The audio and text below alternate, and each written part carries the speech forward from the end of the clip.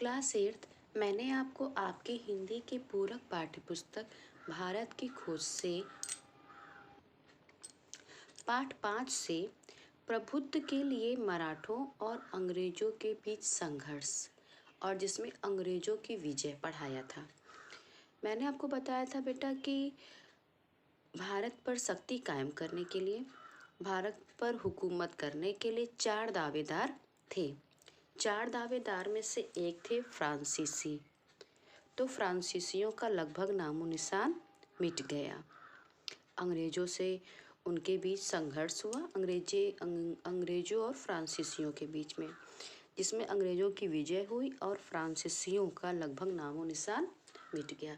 अब उसके आगे का भाग बेटा मैं समझाने जा रही हूँ। फ्रांसीसियों के भारत से हट जाने के बाद 3 ताकतें बाकी रह गईं। 4 ताकतें थी बेटा, तो 4 ताकतों में अब 3 ताकतें बाकी रह गईं जो अधिकार के लिए संघर्ष कर रही थीं।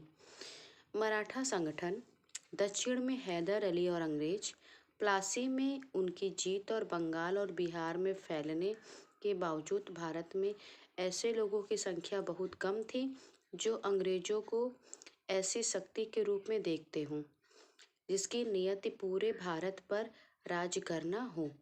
अब भी सबसे पहला स्थान मराठों को ही दिया जाता था। वे सारे पश्चिम 3 ताकतें बची थी बेटा, और 3 ताकतें जो हैं अधिकार के लिए संघर्ष भी कर रही थी। मराठा संगठन, दक्षिण में हैदर अली और अंग्रेज, प्लासी में उनकी जीत और बंगाल और बिहार में फैलने के बाद भी भारत में ऐसे लोगों की बहुत संख्या कम हो गई थी अंग्रेजों को ऐसी शक्ति के रूप में देखते हुए जिसकी नियति पूरे भारत पर राज करना था। मतलब कि अंग्रेज की ये नियति थी, अंग्रेज की ये चाहत थी कि पूरे भारत पर मैं राज्य करूं। और अब भी सबसे पहला स्थान किसका था? मराठों को ही दिया जा रहा था। जैसे कि 3 दावेदार बचे, तो 3 दावेदार में अंग्रेज की नियति यही थी कि हम पूरे भारत पर जो है राज्य करें, जिसमें से अब भी मराठों की ही शक्ति जो है, पहला स्थान जो आता था वो मराठों को ही दिया जा रहा था। वे सारे पश्चिम, अब आइए बेटा पेज नंबर 88 पर। वे सारे पश्चिम और मध्य भारत में यहाँ तक कि दिल्ली तक फैले हुए थे। जो मराठे थे बेटा वो मध्य भारत में और यहाँ तक कि दिल्ली तक भी फैल गए थे। उनका साहस और युद्ध करने की योग्यता प्रसिद्ध थी। मराठों की बेटा युद्ध करने की शक्ति और उनके अंदर जो साहस था, इसके लिए वे जो है प्रसिद्ध थे, इस योग्यता के लिए। हैदर अली और टीपू सुल्तान भी विकट विरोधी थे जिन्होंने अंग्रेजों को बुरी तरह से हरा दिया। टीपू सुल्तान और हैदर अली जो बेटा अंग्रेजों से संघर्ष कर रहे थे और उन्होंने क्या किया, अंग्रेजों को बुरी तरह से हराया और ईस्ट इंडिया कंपनी की शक्ति को लगभग खत्म कर दिया। और जो अंग्रेजों की शक्ति थी ईस्ट इंडिया कंपनी, उसको टीपू सुल्तान और हैदर अली ने समाप्त भी कर दिया। पर वे दक्षिण तक सीमित रहे और पूरे भारत पर उनका कोई प्रत्यक्ष प्रभाव नहीं पड़ा। हैदर अली एक अद्भुत व्यक्ति और भारतीय इतिहास का उल्लेखनीय व्यक्तित्व था। उसका आदर्श किसी हद तक राष्ट्रीय था और उसमें कल्पनाशील नेता के गुण थे। हैदर अली बेटा एक अद्भुत क्षमता वाला व्यक्ति था और भारतीय इतिहास में हैदर अली का जो उल्लेख है बेटा, उसके व्यक्तित्व का भी उल्लेख है।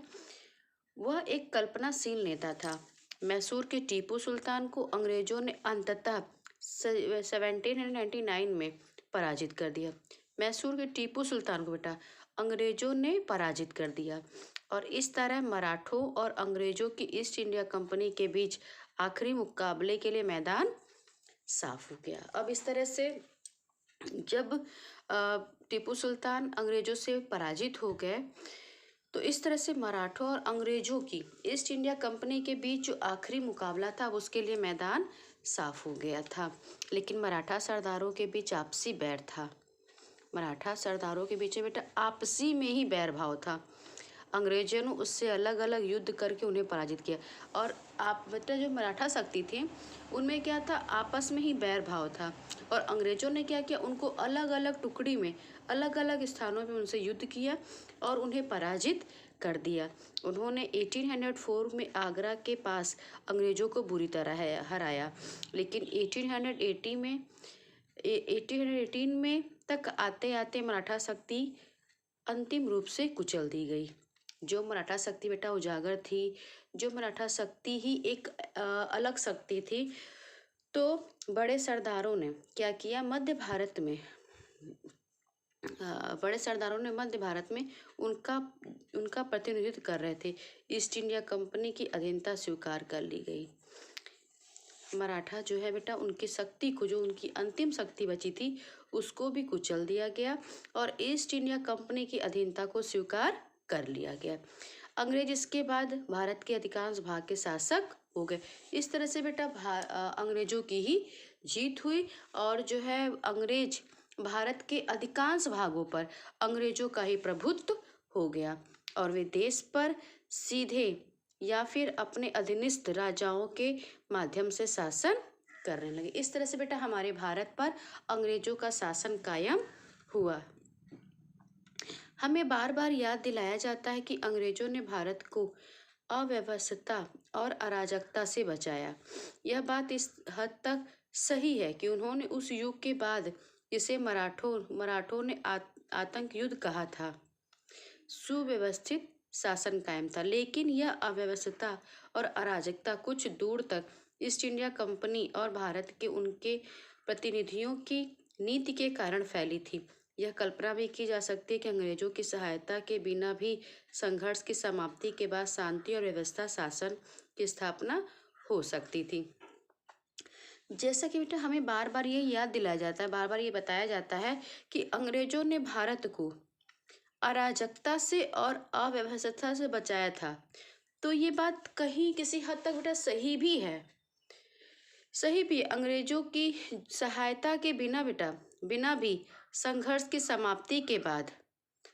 की समाप्ति हो गई, उसके बाद भी शांति और व्यवस्थित शासन की स्थापना हो सकती थी। उन्होंने उस युग के बाद जिसे मराठों ने आतंक का युद्ध कहा है, सुव्यवस्थित शासन कायम किया है। अब है बेटा रणजीत सिंह और जय सिंह। आतंक के इस दौर में जनता सामान्यतः त्रस्त और पस्त जरूर थी, पर अनेक व्यक्ति ऐसे अवश्य रहे होंगे जो उस समय सक्रिय नई शक्तियों को, अब आइए बेटा पेज नंबर 89 पर, समझना चाहते होंगे। लेकिन घटनाओं की बाढ़ ने उन्हें दबा दिया और उनका कोई प्रभाव नहीं पड़ा। आतंक के इस दौर के बाद बेटा जनता जो है एकदम त्रस्त हो चुकी थी। अनेक व्यक्ति ऐसे अवश्य रहे होंगे कि जो उसमें बेटा क्या रहे होंगे, सक्रिय भी रहे होंगे और नई शक्तियों को समझना भी चाहते होंगे। ऐसे व्यक्तियों में जिसमें जिज्ञासा भरी हुई हो, महाराजा रण सिंह थे।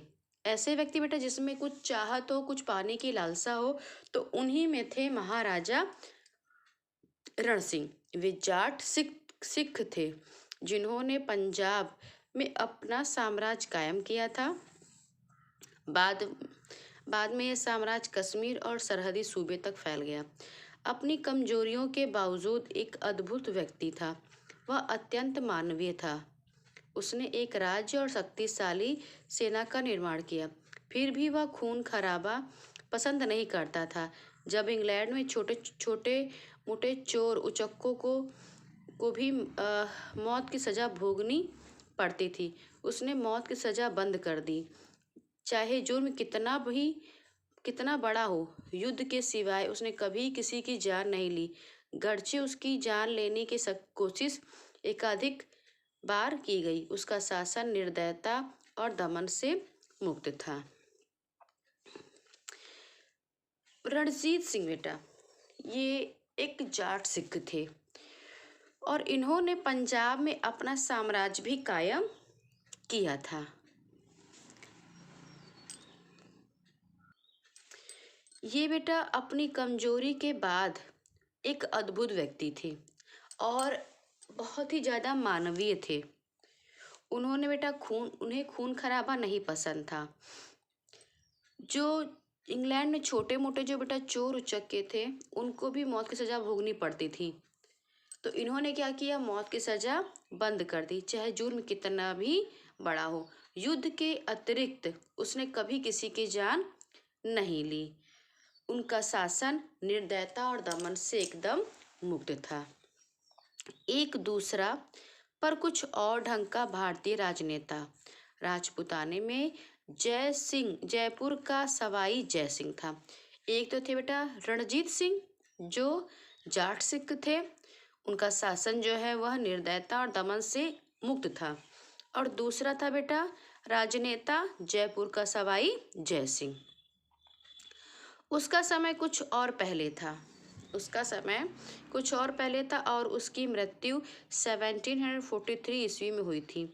वह औरंगजेब की मृत्यु के बाद होने वाली उथल पुथल के समय हुआ था। वह इतना चतुर और अवसरवादी था कि एक के बाद एक लगने वाले धक्कों और परिवर्तनों के बावजूद बचा रहा। वह बहादुर योद्धा और कुशल राजनयिक था ही, इससे बढ़कर वह गणितज्ञ, खगोल विज्ञानी और नगर निर्माण करने वाला था। उसकी दिलचस्पी इतिहास के अध्ययन में थी। जय सिंह बेटा जयपुर का सवाई था और यह बहुत ही चतुर और अवसरवादी भी था। एक बहादुर योद्धा और कुशल राजनयिक भी था। ये गणितज्ञ, खगोल विज्ञानी, नगर निर्माण करने वाला भी था। और जय सिंह की जो दिलचस्पी थी बेटा, वो इतिहास के अध्ययन में थी। जय सिंह ने जयपुर, दिल्ली, उज्जैन, बनारस और मथुरा में बड़ी बड़ी वेधशालाएं बनाई। जय सिंह ने ही बेटा जयपुर को बसाया था। कहा जाता है कि जय सिंह ने ही बसाया था, उसने जयपुर नगर बसाया। उसने उस समय के कई यूरोपीय नगरों के नक्शे इकट्ठे किए और फिर अपना नक्शा खुद बनाया।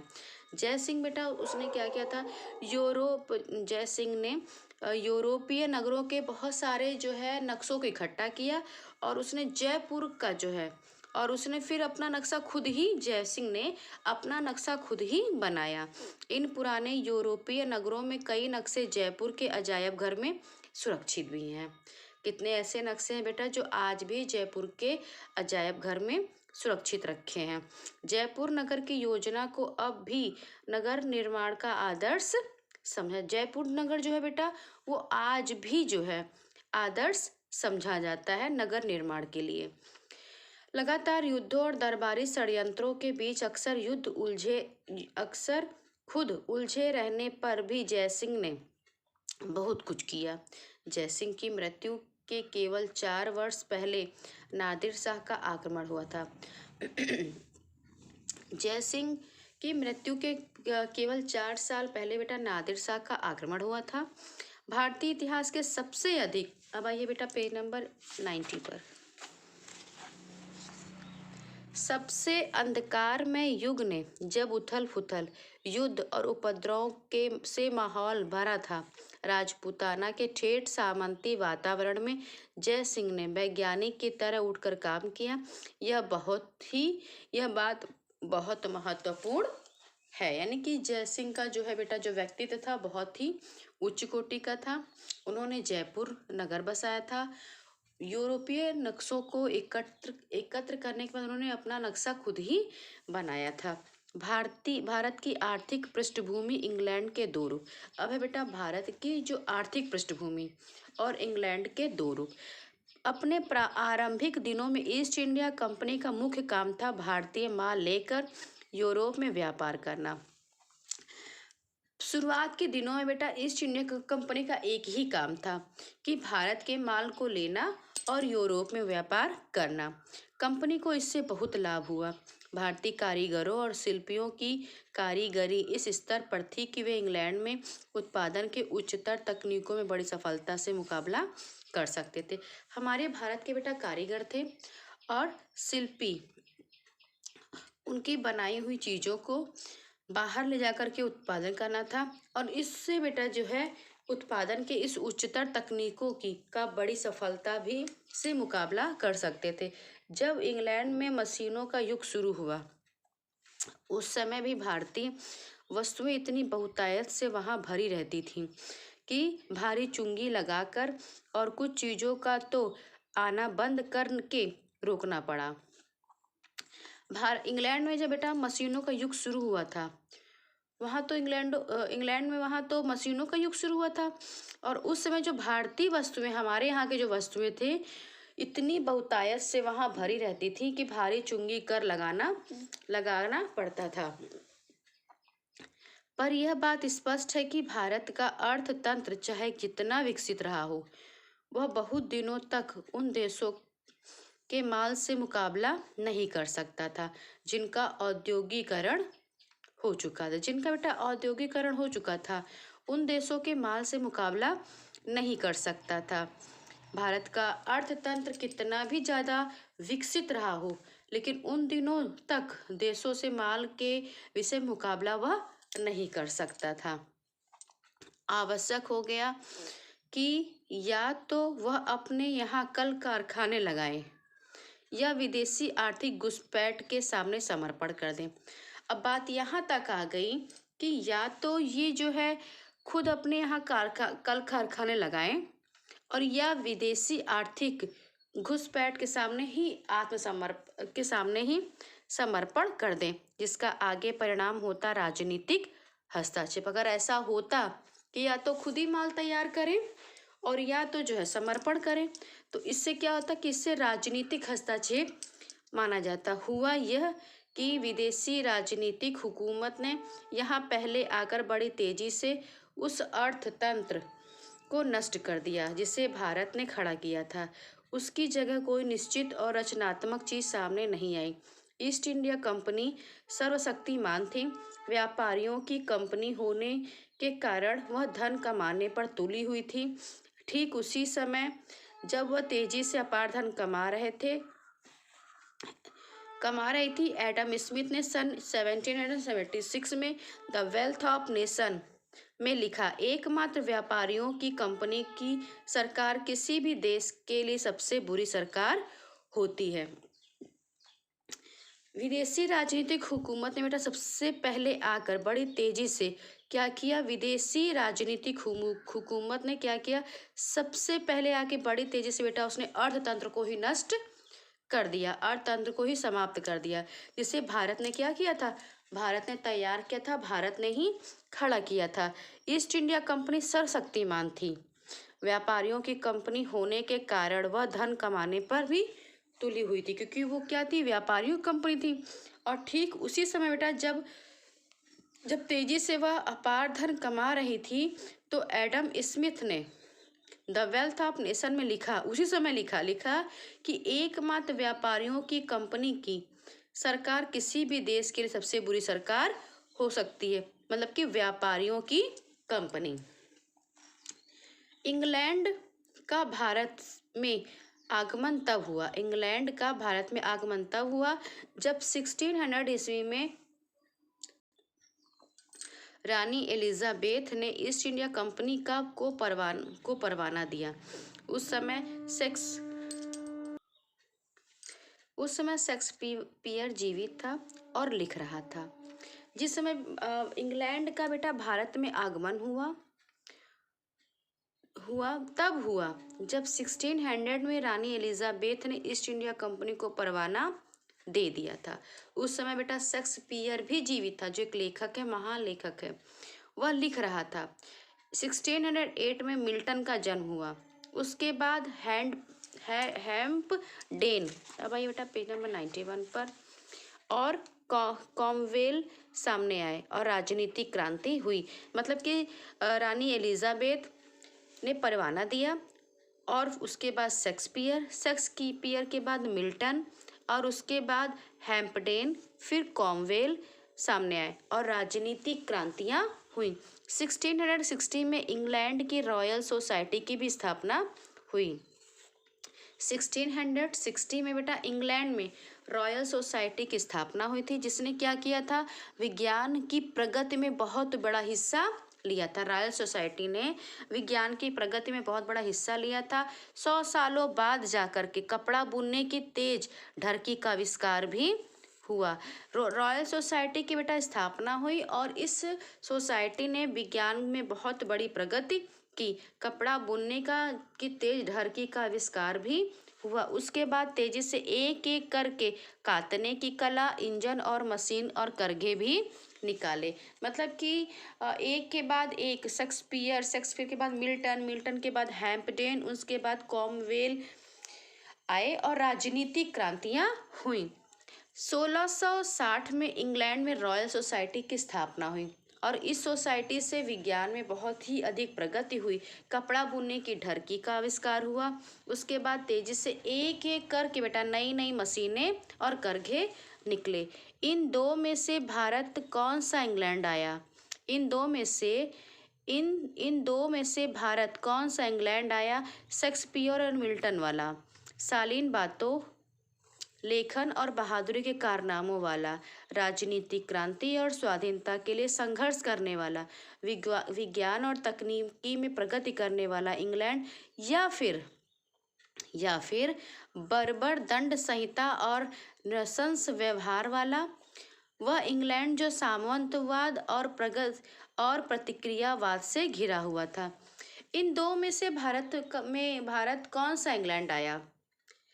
बहादुरी के कारनामों वाला, क्रांति और स्वाधीनता के लिए संघर्ष करने वाला, विज्ञान और तकनीक में प्रगति करने वाला, या फिर वह इंग्लैंड जो बर्बर दंड संहिता, नृशंस व्यवहार वाला या सामंतवाद और प्रक्रियावाद से घिरा हुआ था।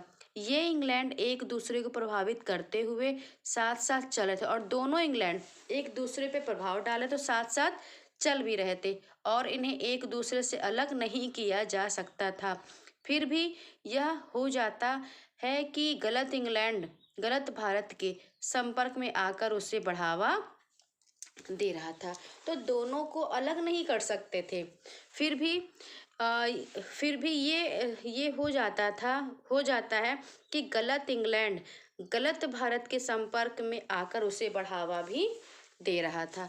संयुक्त राज्य अमेरिका के स्वतंत्र होने का समय